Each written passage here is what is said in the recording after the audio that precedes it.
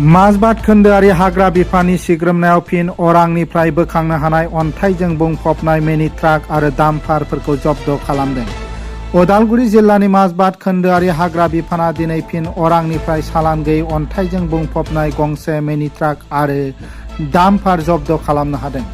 उदालगुरि जिल्ला हाग्रा मावख'गिरिनि बिथोन बायदियै माजबाट ओनसोलारि हाग्रा मावख'नि आइसि रेन्जारनि दैदेननायाव हाग्रा मावफारियाफोरनि मोनसे हानजाया अरां ओनसोलाव संदाननाय हाबाफारि लानानै सालान गैयै डाम्पार आरो ट्राकफोरखौ नागिरना मोनो।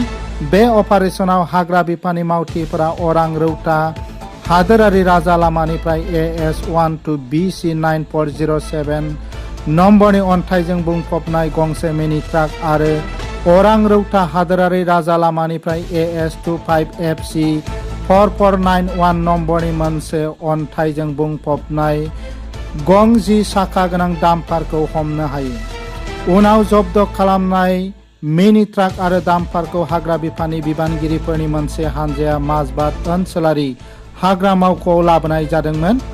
जब्द खालामनाय मिनि ट्राक आरो डाम्पारफोरखौ आथिखालाव मिडवेआव थानाय जनेल फरेस्ट बिफाननि मावख'आव दोननाय जादों होननानै मिथिनो मोननाय जादों।